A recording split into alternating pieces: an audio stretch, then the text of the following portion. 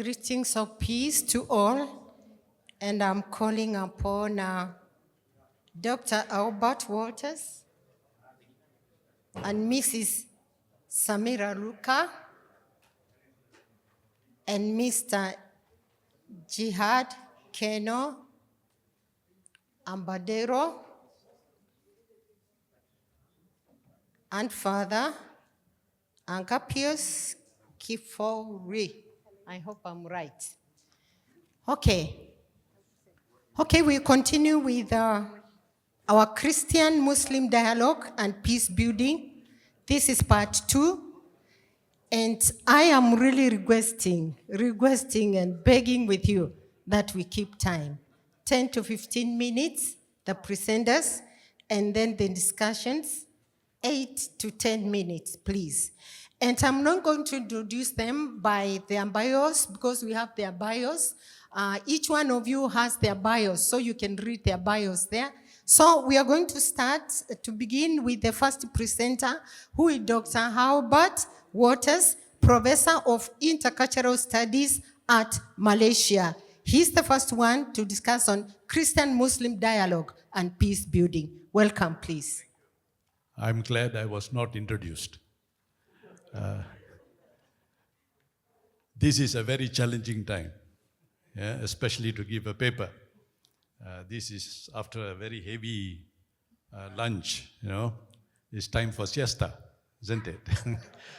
It's a challenging time for the speaker and also for the audience, But let me try my best. Now,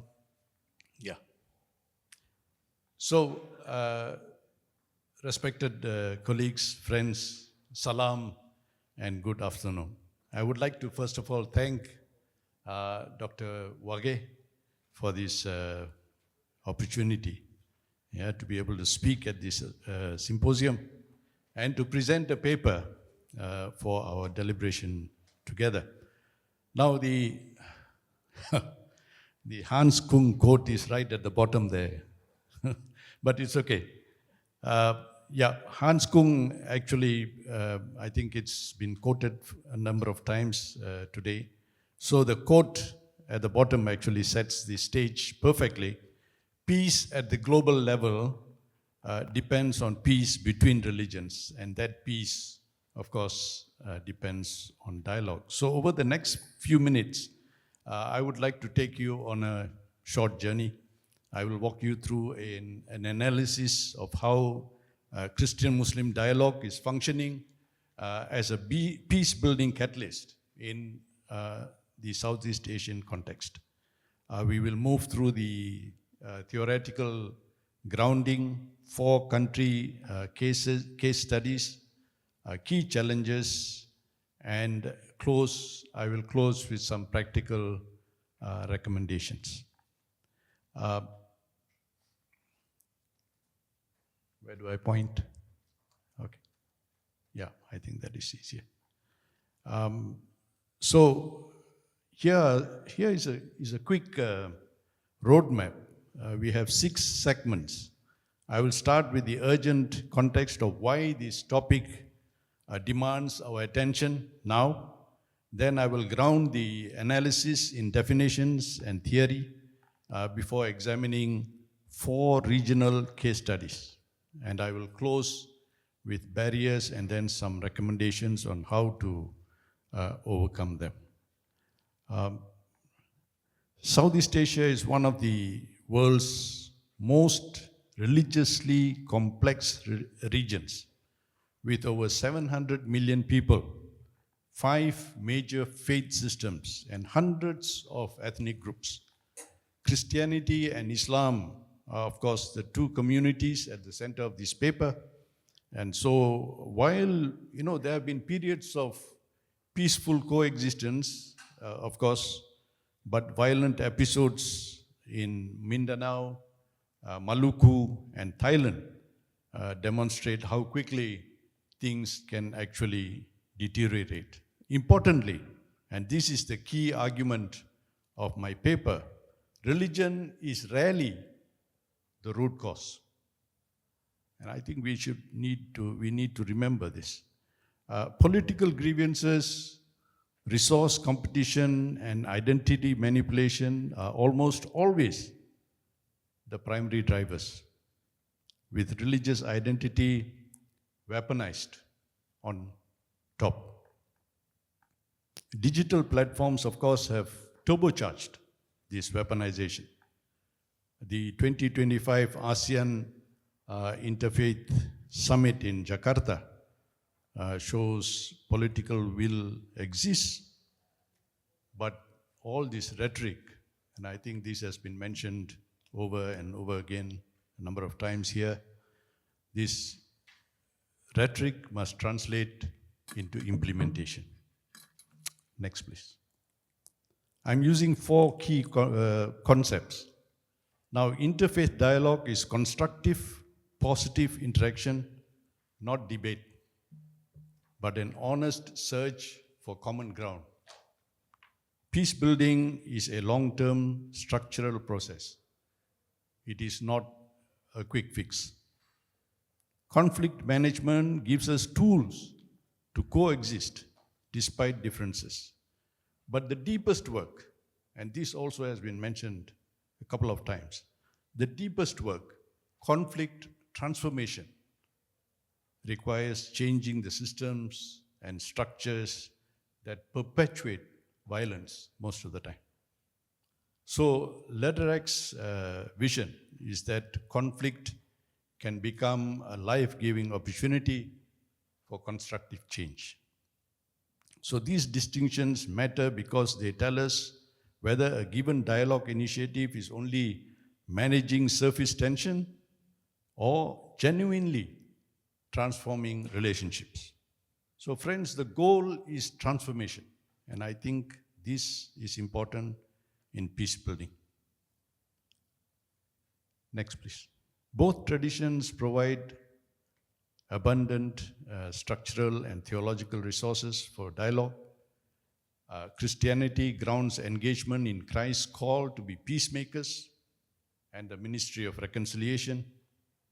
Islam grounds it in rahmah, universal love and compassion, and the Quranic vision that God created diverse peoples precisely so they may know one another. And this too had been already quoted a number of times. Now, the golden rule is perhaps the strongest shared ethical foundation. It is present explicitly in the Hadith and implied throughout the Quran and clearly stated by Jesus in Matthew's Gospel. And Al-Ghazali's 11th century ethic of reciprocity even provides a classical Islamic basis for modern human rights and interfaith cooperation. Now, these are not just cosmetic similarities. They represent deep structural common ground. Next, please. Now we turn to 4 country case studies.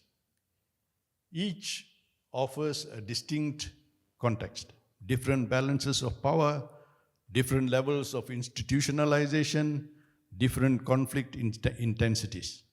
Indonesia gives us the largest Muslim majority democracy in the world with a vibrant civil society dialogue tradition. The Philippines shows us a protracted armed conflict where interfaith actors are part of the peace architecture. Thailand presents perhaps the most difficult context, an ongoing insurgency with very limited space for Christian-Muslim dialogue. Malaysia offers, of course, a relatively stable but legally constrained environment. So together they illustrate, the range of what is actually possible in such contexts. Next, please. Indonesia is in many ways the most encouraging case studies, and I think we have some friends from Indonesia here. Yeah? No? There you are. Nahdlatul Ulama, and I think this was mentioned by Dr. Michael Nazir Ali earlier, the world's largest Muslim civil society organization with over 90 million members, has made pluralism a core institutional value. And its humanitarian Islam, or Islam Kemanusiaan, campaign promotes Rahmah, as I mentioned, universal love and compassion, as the defining spirit of Muslim engagement with others. The innovation in 2024 to 2026 is particularly striking. Now, NU partnered with the Indonesian Christian churches to train 10,000 pesantren students. Pesantren is traditional Islamic boarding school students, in counter-narrative strategies against online extremism. Now, this is something that we need to work on. They also co-created, this is even more interesting, they even also co-created an AI-powered hate speech detection tool. And early results actually show a 34% reduction in flagged content in pilot provinces. Now, this is a model that combines traditional religious authority with cutting-edge technology. Of course, attacks in Papua remain a serious concern. But this NU's model shows what a major religious institution can actually accomplish. Next, please. 5 minutes. Oh, that's a long time. Thank you. Mindanao. Mindanao is most complex case. The conflict has colonial roots. Spanish and American colonization actually marginalized Muslim communities, dispossessed their land, and privileged Christian settlers. Now that historical grievance actually runs beneath almost everything that is happening in Mindanao. The Bishop Ulama Conference, BUC, established in 1996, is a remarkable institution. Catholic bishops, Protestant pastors, and Muslim ulama working together, explicitly endorsing peace education and madrasa reform. Women's organizations are equally vital. They brought UN Security Council Resolution 1325 on women, peace, and security into the local legislative arena. The key insight here is the value of bottom-up approach.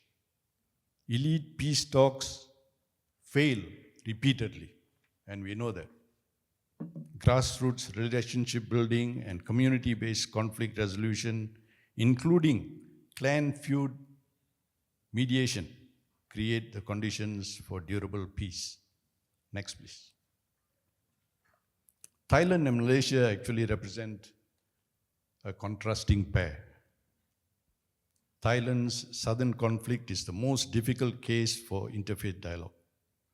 Over 7,000 people have died since 2004. Christian communities have largely withdrawn from the region due to security reasons. The conflict is fundamentally ethno-territorial. The BRN, or Barisan Revolusi Nasional movement, claims the Patani homeland, but Islam functions as a powerful rallying symbol there. The good news is that 2023 to 2025 has seen the most sustained formal peace talks the conflict has ever experienced under Malaysian facilitation. Malaysia is a very different picture. Relatively stable but legally constrained. The government regulates interfaith discourse very tightly, and I think some of us know the Allah controversy, whether Christians can use the word in the Malay language Bibles. Now, despite these, civil society organizations and the Interfaith Youth Council are doing essential work to maintain the space for dialogue. Next, please.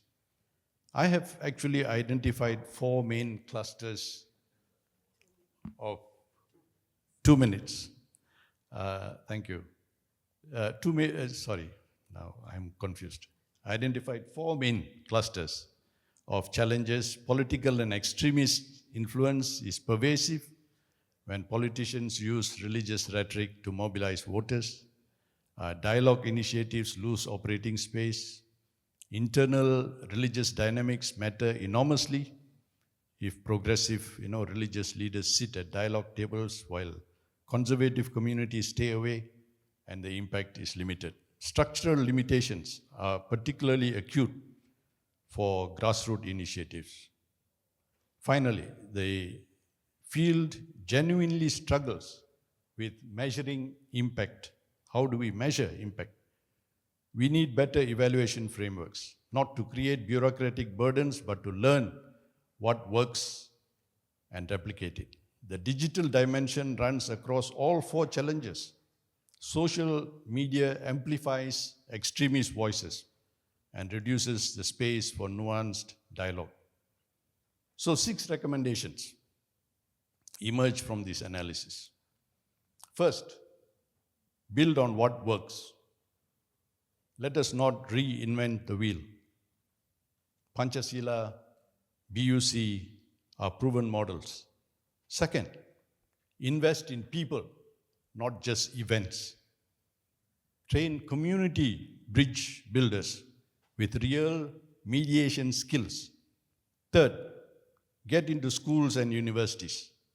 Young people who grow up encountering the other constructively are the long-term foundation. Fourth, engage proactively with media and the AI. Both are now peace-building battlegrounds. Interfaith organizations need AI literacy, and policymakers need to regulate AI-generated religious incitement. Fifth, ground everything in shared values and local cultural forms. Mushawara, the process of collective collaboration. Or gotong royong, mutual cooperation, not just imported frameworks. Sixth, and most fundamentally, sustainable peace requires addressing the underlying economic and governance conditions that make religious mobilization possible in the first place. So to conclude, 1 minute. This paper has argued that Christian-Muslim dialogue, when implemented with contextual sensitivity, can meaningfully contribute to conflict transformation and sustainable peace. Now, the 4 case studies, Indonesia, Philippines, Thailand, Malaysia, demonstrate the range of what is possible and the obstacles that remain. So 3 things stand out. First, dialogue must be multi-level. Elite agreements without grassroots buy-in, they collapse. Second, religion is genuinely ambivalent. The same tradition that can be weaponized for violence contains deep resources for reconciliation. The task is to activate those resources. Third, the digital world is now an essential arena. Hate speech spreads in seconds. Peace-building responses need to match that speed. Southeast Asia is at a crossroads. The path towards understanding, compassion, and a lasting harmony is laborious, but it is possible. Thank you.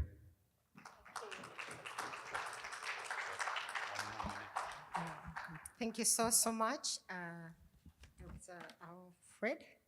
Albert Waters, for that. And we are going to welcome our second speaker, who is Mrs. Samira Lucas. Please, 10 to 15 minutes. Can it be 5? Even 3, better. Good evening. I didn't hear the reply. That means that you want me to say goodbye.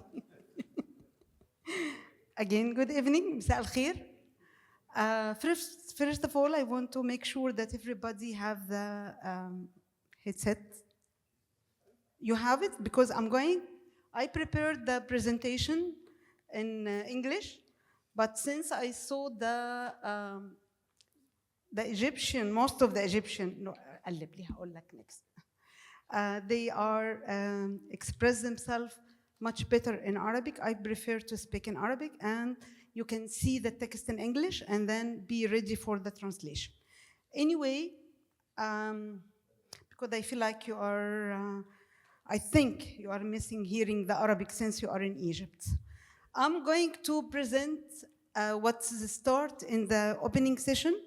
The Dr. Andrea Zaki, the one who present the Protestant Church in Egypt, as he is the president of the Coptic Evangelical Organization for Social Service.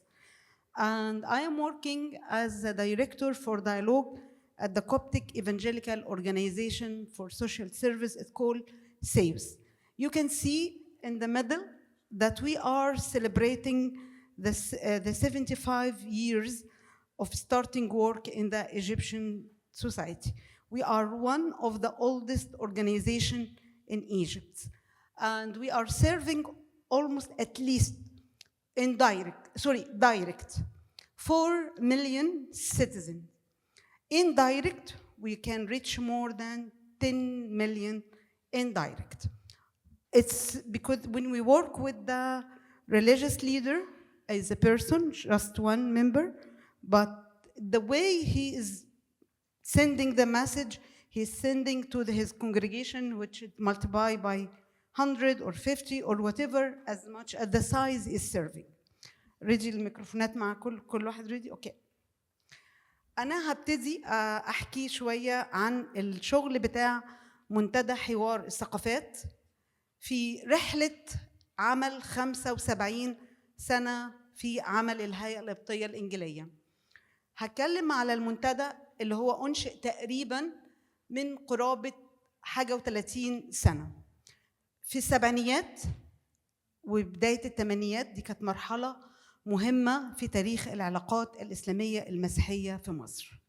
كان في أحداث جوهرية حصلت في المجتمع المصري، أحداث عنف، ده أدى إلى تراجع الثقة المتبادلة، زيادة الحساسية الدينية، تنامي الخطاب الطائفي، ضعف الشعور بالوحدة الوطنية والمواطنة الكاملة، أدى إلى نوع من العزلة الاجتماعية. بدأ المسيحيين ما يبقاش ليهم يخافوا، انحصروا، بدأ الاندماج داخل المجتمع العام، أقل مصريين بناكل نفس الأكل، بنتكلم نفس اللغة، لكن في نتيجة العنف حصل نوع من العزلة الداخلية. ده كان في فترة السبعينات وأوائل الثمانينات، وده كان مش طبيعة ولا شكل المجتمع المصري. ده أثر على روح المواطنة، ومن هنا ظهرت الحاجة إلى مبادرات الحوار، فتم تأسيس منتدى حوار الثقافات سنة 1992 لاستجابة لكل التحديات اللي أنا أشرت ليها من شوية، كمنصة مدنية تسعى إلى تحقيق التماسك المجتمعي. أنا هحاول أبقى نكست. ما هي رؤية المنتدى؟ الإسهام في بناء مجتمع ديمقراطي تعددي يقوم على أساس المواطنة وحقوق الإنسان، ويحترم التنوع والاختلاف في إطار دستوري وقانوني عادل. حطينا مجموعة من governing values من بداية شغلنا، وده اللي كنا بنشتغل عليه: الاحترام، الشمولية أو الاندماج، النزاهة، إن كل حاجة هنعملها بكواليتي، بجودة، إن في مسؤولية مشتركة كمواطنين، كمان هنتميز وهنشتغل على الشفافية. نيكست. كان عندنا إطار عام لشغلنا، أنا حاول أبقى سريعة. حطينا الأساس بتاع شغلنا مبني على، ده كان البيزك بتاعنا. نيكست. مبني على رؤية مصر 2030، وفي رؤية مصر 2030 كان مهم التركيز على البعد الثقافي في تشكيل شخصية وطنية راسخة الجذور في الثقافة المصرية. فاهتمينا إن ناخد من رؤية مصر 2030 البعد الثقافي ونشتغل عليه.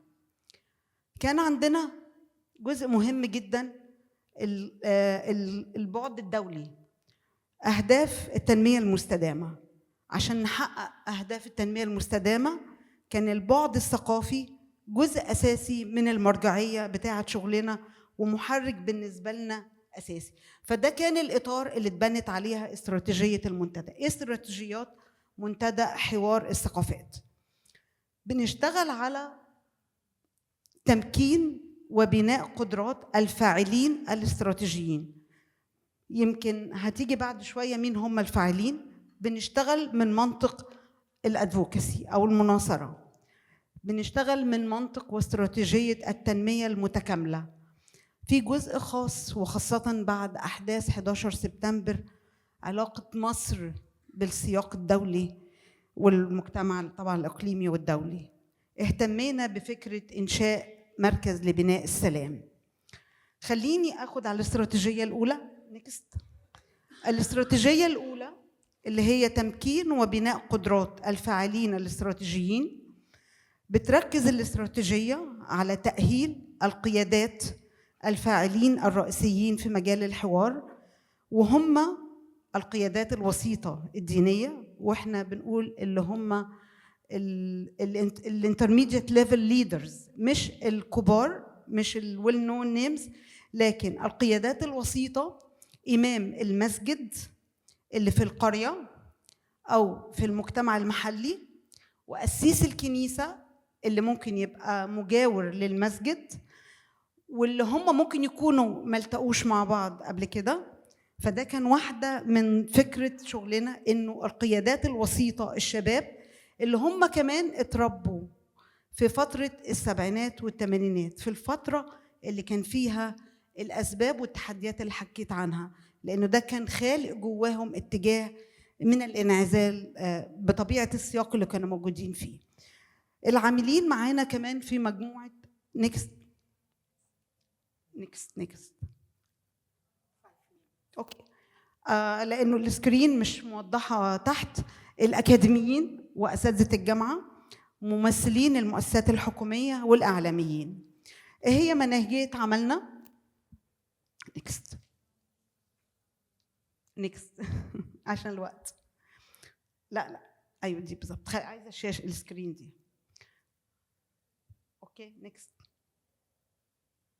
نزلها كلها. نيكست. عندنا بنعمل مجموعه من النوليدج ورك شوب وتريننج وكاباسيتي بيلدينج. ده هيؤدي الى behavior change. بعد ما بنبني القدرات بيتغير السلوك والاتجاهات. ده بيعمل امباكت على مستوى الفرد نفسه الانديفيدوال، بعدين بيتأثر بيه المؤسسة الانستيتيوشن، وده بيؤدي لتغيير في المجتمع المحلي. عشان كده بنقول هما القيادات الوسيطة هما البيلر بتاعنا الأساسي، لأن بنغير فيه مفاهيم والمصطلحات اللي كانت راسخة عندهم لحد لما هو بيغير في المؤسسة اللي هو جاي منها، وبالتالي ده بيأثر على المجتمع. المؤسسة اللي جاي منها ممكن يبقى أستاذ جامعة، ممكن يبقى إعلامي وخطابه الإعلامي وهكذا. الاستراتيجية اللي بعدها دي مجموعات احنا بنشتغل مع الستات والرجالة، الواعظات والخادمات، وبنشتغل مع مش بس قيادات الدينية الرجال لكن كمان القيادات الدينية النساء. عندنا استراتيجية مهمة جدا اللي هي الادفوكسي. الادفوكسي وهي بتهدف إلى الارتقاء بقضايا الحوار والتنوع على مستوى السياسات والتشريعات. عشان أضمن استمرار التغيير اللي بيحصل لازم يبقى المناخ العام مؤيد وداعم لهذا التغيير. دكتور أندريا أشار الصبح لخطاب الكراهية. خطاب الكراهية دي كانت واحدة من الحاجات اللي اشتغلنا عليها في شغلنا في منتدى حوار الثقافات، من حيث ان احنا القضيه مش احنا اللي بنختارها، قضيه بتفرض وضعها داخل المجتمع، وخاصه لما ناخد نموذج الخطاب الكراهيه وخاصه خطابات اقصاء الاخر. فدي واحده من ضمن الحاجات اللي اشتغلنا عليها. درسنا المناهج الدراسيه في التعليم وشفنا صوره الاخر في المناهج الدراسيه، بدينا نشتغل على رفع الوعي العام في المجتمع، بدينا نعمل نصوص للقانون حوالين خطاب الكراهيه. وصل ان احنا مع المجلس القومي لحقوق الانسان قدمنا مقترح قانون لتجريم خطاب الكراهيه. هو ده التغيير المستدام اللي احنا بنتكلم عليه، اني انا بوصل اني بوفر مناخ عام داعم للانكلوسيف سوسايتي او التعدديه، او كمان بيواجه خطابات الكراهيه بشكل قانوني ودستوري. عندنا الاستراتيجية الثالثة اللي هي احنا كمؤسسة مجتمع مدني as a faith-based organization بنشتغل في مجالات التنمية المتعددة في كافة التنمية الشاملة، وبالتالي البعد الثقافي والبعد اللي خاص بالاندماج داخل المجتمع ده كان جزء أساسي في شغلنا في القرية اللي هي بعيدة، اللي ممكن ما بتوصل لهاش الخدمات. ازاي البؤرة البعيدة دي يبقى فيها خطاب تسامح وتعددي، فبقينا ندمج قضايا الحوار والمواطنة داخل كل قضايا التنمية اللي احنا بنشتغل عليها. فدي كانت واحدة من استراتيجياتنا، هي النموذج التنموي المتكامل. الاستراتيجية الرابعة اللي خاصة بالبعد الدولي. يمكن لنا لاحظنا ان بعد 11 سبتمبر بدأ العالم يتقسم، وبدأ يحصل نوع من اتهام الشرق بالإرهاب، وبدأ يحصل نوع من الليبلينج اللي بدأ يحصل في المرحلة دي. اهتمينا بأهمية بناء جسور من الفهم المشترك بيننا وبين شركاء لينا أو هيئات أو مؤسسات على المستوى الإقليمي والدولي مهتمية بالمانديت بتاعت وكور بتاع الحوار، إن احنا نبني فهم مشترك بيننا، وخاصة إن في الوقت ده كان الإعلام بيصدر صور نمطية وإقصائية حوالين الآخر. فاهتمينا بنسميها الدبلوماسية الشعبية والعلاقات الدولية. عندنا برنامج للحوار العربي الأوروبي، عندنا برنامج مصري ألماني، عندنا حوار مصري أمريكي. أسسنا شبكة عربية للمؤسسات المهتمية بالحوار. طب أنا في الآخر بعد كل اللي احنا حكيناه ده أنا بحاول أجري. احنا في مرحلة الآن في الهيئة في إن احنا عندنا مجموعة من الكوادر المجتمعية، آلاف من الشباب والقيادات المجتمعية اللي هي محتاجة إنها تبقى مؤهلة أكاديمياً. فإحنا في المرحلة الحالية بندرس إمكانية تأسيس مركز أكاديمي لبناء السلام يعطي شهادات أكاديمية لأفراد يبقوا قادرين أكاديمياً على إن هم يدرسوا مناهج وفلسفة حقوق الإنسان. وإحنا دي في المرحلة البايلوت خلينا أقولها لحضراتكم، وبندرس إزاي نكون بنأسس هذا الأكاديمية أو المعهد. بنسعى في النهاية كمنتدى من خلال الاستراتيجيات المختلفة في تحقيق أثر مستدام على المستوى الفردي والمؤسسي والمجتمعي من خلال تعزيز ثقافة الحوار والتنوع، دعم المواطنة والتماسك المجتمعي، تطوير السياسات والتشريعات الداعمة للتعددية، تطوير نماذج تنموية ثقافية متكاملة قابلة للتكرار والتوسع، بناء قدرات الفاعلين الاستراتيجيين بالنسبة للسياق المصري، الإسهام في بناء السلام وتحقيق التنمية المستدامة على مستوى الفرد والمؤسسة والمجتمع، وهذا هو المسار الذي يعتمده المنتدى في التغيير وتحقيق الأثر المستدام. وشكرا.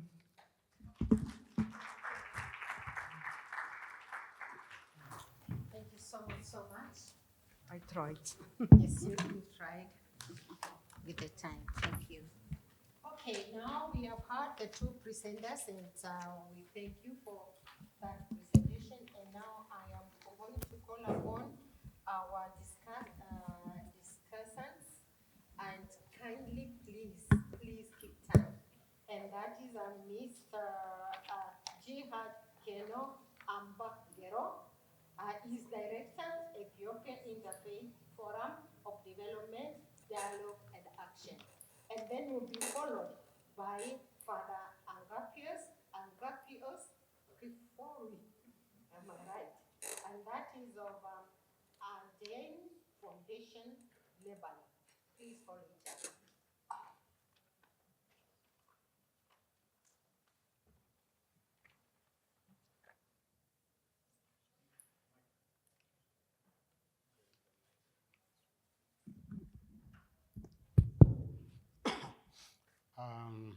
Thank you. It's a true privilege for me to serve as a discussant in this critically important session on Christian-Muslim dialogue and peace building. I have tried to review both the papers. Dr. Albert's deep dive into South Asia's situation and Ms. Samira extensive mapping of Egypt's intercultural dialogue experience. Both papers offer incredibly rich complementary insights into how interfaith engagement can be translated into tangible peace, social cohesion, and sustainable development. I have tried to review these two papers into contexts, in two dimensions. First, on dialogue in a complex and changing environment context. Both papers ground us in a vital reminder: interfaith dialogue does not occur in a vacuum. It is a constantly shaped and sometimes battered by deep historical, political, and socio-economic realities. The Southeast Asia case perfectly illustrates context where religious identity intersects with colonial legacies, long-term standing separatist grievances, and modern governance challenges. Whether we are looking at Mandao in the Philippines, southern Thailand, or localized shifts in Indonesia and Malaysia, in this space, Dr. Albert shows us that dialogue cannot just be a polite ideological strategy, theological exchange. It has to actively engage with historical trauma, deep-seated inequalities, and heavily contested identities. On the other hand, the Egyptian experience highlighted how dialogue can be beautifully embedded within broader national vision and institutional frameworks. By linking Egypt's Vision 2030, Samira workers reinforce a crucial lessons. Dialogue is at its most effective when it is anchored in real, everyday societal priorities rather than detached from them. The second dimension is dialogue events. What works in the dialogue events? What I appreciate most both presenters is that they demonstrate a major paradigm shift. We are moving away from isolated dialogue activities towards a structured living ecosystem. When we look at the Southeast Asia, we see this ecosystem taking shape in practical ways through Nadao Ulama, a brilliant integration of religious networks and digital tools in Indonesia.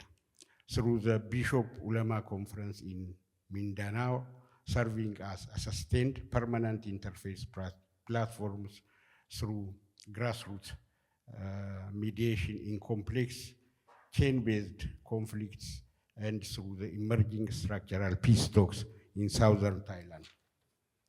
From Egypt, we see a parallel journey towards institutionalization.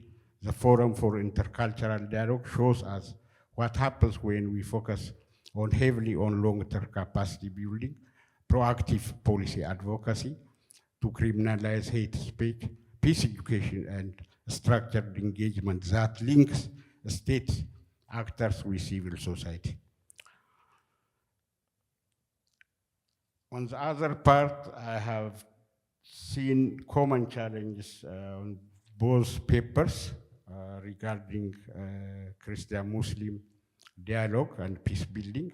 First, we are battling the challenging political instrumentalization of religion. Second, as Dr. Albert rightly warned, we are facing an unprecedented rise in digital polarization and algorithmic extremism, where grievances, where generative AI can destroy years of village-level trust in a matter of minutes. Third, we face internal division within our own respective religious institutions. And fourth, we still suffer from weak, fragmented systems of measuring long-term behavioral and attitudinal impacts. And finally, what I have learned from these two papers is we must aggressively shift from organizing isolated dialogue events to nurturing permanent dialogue ecosystem embedded in respected national institutions. Second, we must invest intentionally and financially in youth and women as a central peace architects, not peripheral participants. Third, we must develop shared rigorous framework for measuring the impact so we can prove this work changes in the society.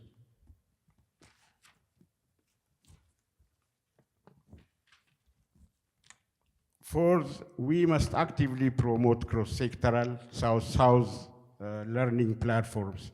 Connecting our experience across regions is no longer an adaptive luxury, it is an absolute necessity if we want to scale what works and stop repeating mistakes in isolation. And finally, we must embed interfaith dialogue directly into national peace building and economic strategies, ensuring it becomes a structural component of government and social cohesion. Distinguished colleagues, Christian-Muslim dialogue is not merely about managing our difference. It's about fundamentally transforming how human societies build trust, demand justice, and secure a shared future. If we commit to stronger system, deep institutional learning, and broader cross-border collaboration, dialogue will move from being a temporary practice we organize to a resilient way of life in our society can safely depend on. Thank you so much. Thank you so much. Let's appreciate Mr. Jihad for keeping time. Yes, Father, please. Good evening. Minister Albert Walters has offered us a rich and carefully documented study demonstrating how Christian-Muslim dialogue has become an effective instrument of peace building across Southeast Asia. Through concrete case studies, he shows that dialogue can transform conflict into cooperation and mistrust into partnership. Dr. Samira Luka complements this vision by presenting an institutional model developed over more than 3 decades through the Forum of Intercultural Dialogue in Egypt. Her presentation demonstrates that dialogue becomes sustainable when it is translated into leadership, formation, public policy, institutional development, and peace-building structures. Together, these two papers invite us to move one step further. Dialogue is indispensable, but dialogue itself is not the destination. Peace is not achieved simply because people speak to one another. Peace is built when dialogue transforms the way citizens understand themselves, one another, and their shared responsibility for society. Allow me to bring into this conversation another experience from the Middle East developed by the Adyan Foundation in Lebanon. Adyan approaches diversity not as a problem to be managed, but as a resource to be cultivated. Its work is rooted in three fundamental values: human dignity, diversity, and solidarity. Within this framework, dialogue is understood not as an end in itself, but as the pathway toward what Adyan calls inclusive citizenship.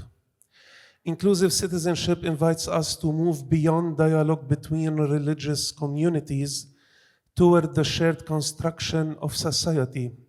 It shifts the question from how can Christians and Muslims live together to how can citizens inspired by their religious convictions build together a just society where diversity becomes a source of strength rather than division. This reminds me of an important distinction we often make in Arabic between al-aish al-mushtarak and al-aish ma'an. Al-aish al-mushtarak, or coexistence, means that we inhabit the same country, respect one another's differences, and avoid conflict. We live one beside the other. This is essential achievement, yet it remains incomplete. Al-aish ma'an, living together, goes much further.